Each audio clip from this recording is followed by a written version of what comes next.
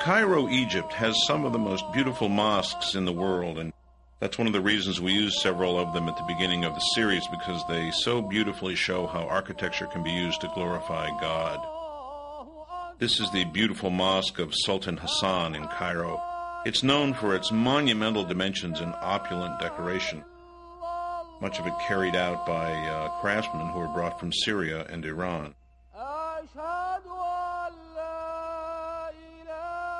Often when filming these mosques, we put a human figure in the shot in order to give it scale, to show how grand the place is. Here we're using a jib and a very wide lens to take in this whole tremendous space.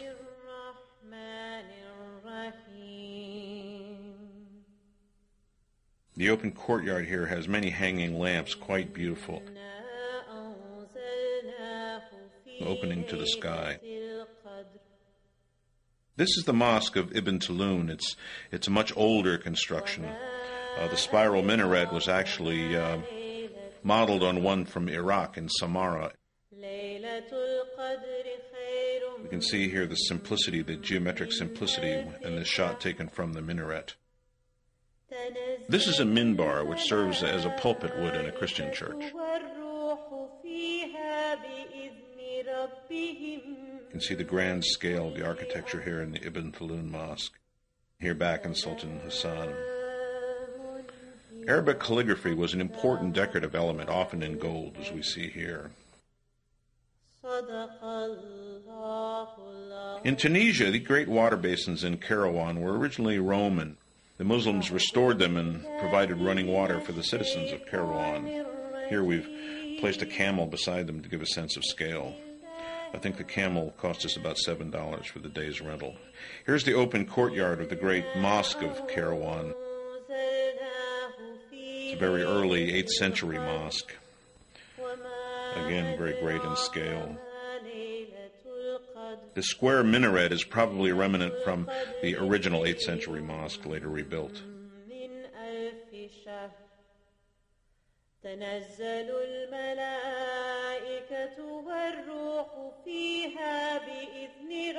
This is the great Mosque of Damascus, the earliest surviving monumental mosque in the Islamic world.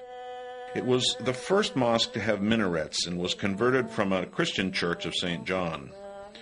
It became the architectural model for mosques all around the world, and eventually was given a shrine to the head of John the Baptist.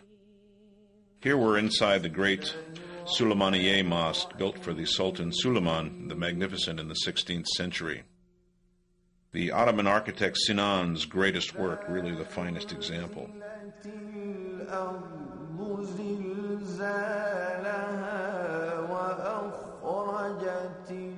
Islamic architects really perfected the difficult task of dome building, and the Ottoman mosques had some of the finest domes of all.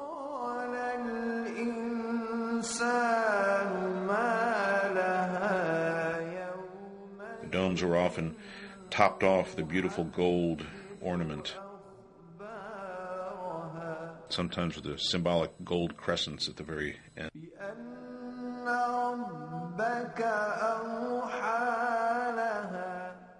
Here we see the Hagia Sophia, once a great church, and became a mosque with the conquest of Constantinople by Mehmet, the great Ottoman Sultan.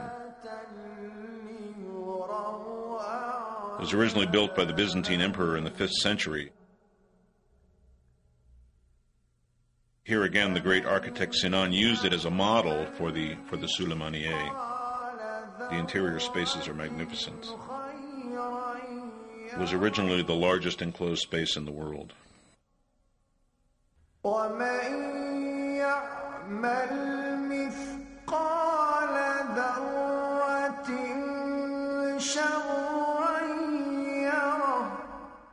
In Syria, there's an example of the early water technology that the Muslims were so adept at. These are huge water wheels which use the power of the river to lift the water, using only the power of the river, over 50 feet to the stone aqueducts above, where it's then, of course, channeled to the fields.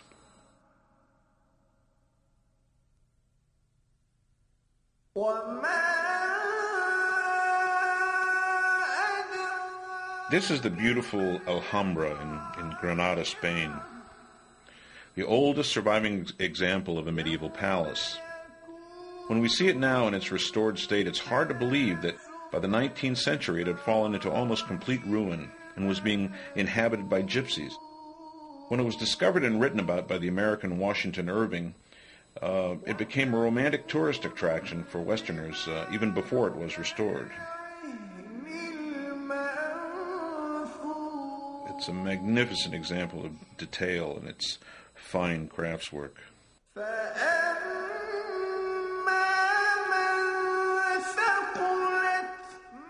Throughout the Alhambra are gravity-fed fountains and pools, and we find pools like this feeding gardens throughout the Islamic world. The images of greenery and water were very important and are used in the Quran in images of paradise. The Islamic gardens were some of the most beautiful in the world.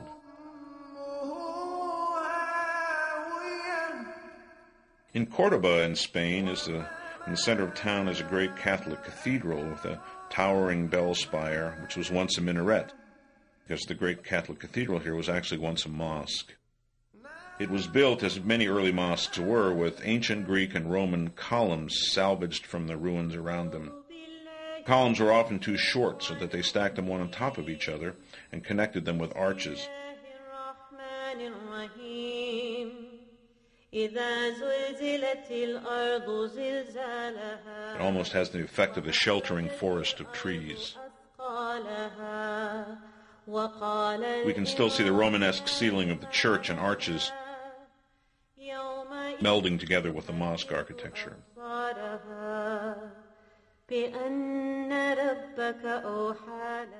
Dome of the Rock is one of the most beautiful monuments in all of Islam, and it's important to Muslims because it was believed it was from here that Muhammad ascended to heaven after a journey from Mecca on his magic horse, and while in heaven met with all the prophets, including Moses and Jesus, whom he led in prayer before returning to earth and traveling back to Mecca.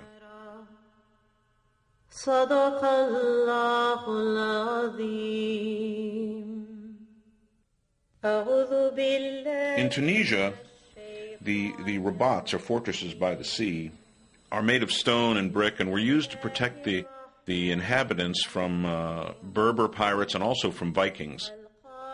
They were massive stone fortresses, often with a mosque attached, right by the shore of the beautiful Mediterranean. The Palace of 40 Columns in Isfahan, Iran, is one of the most beautiful buildings in Islamic architecture. Actually, it has only 20 columns, but when reflected in its pool, it appears to have 40. It's a great Safavid monument, and once the facade was covered with mirrored tiles. Iran is filled with beautiful mosques and monuments, many covered with beautiful tile work.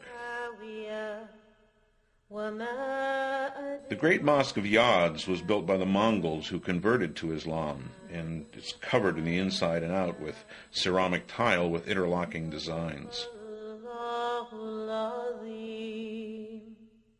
Here we can see the indentation on the wall, which is called a mihrab, which points towards Mecca and gives those who are praying there a direction in which to direct their prayers.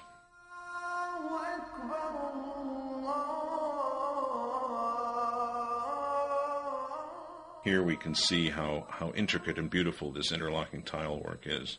The decoration is just fabulous.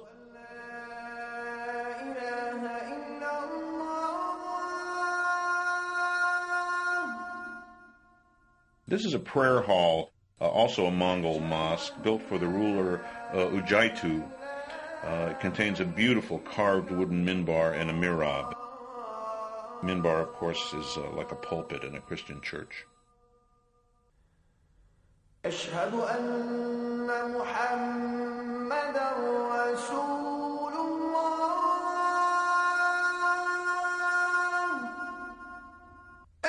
In Isfahan, also in Iran, is the beautiful mosque of Sheikh Lutfallah.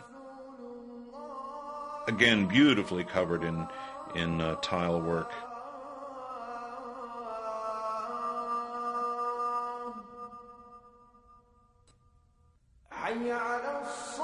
Two of its most outstanding features are the surface pattern and colored tiles, which come to full flower in the 16th and 17th century, and the quality of light which comes in through the double grills around the dome is very beautiful. Here we've added some smoke to the interior of the space so that we can accentuate the shafts of sunlight.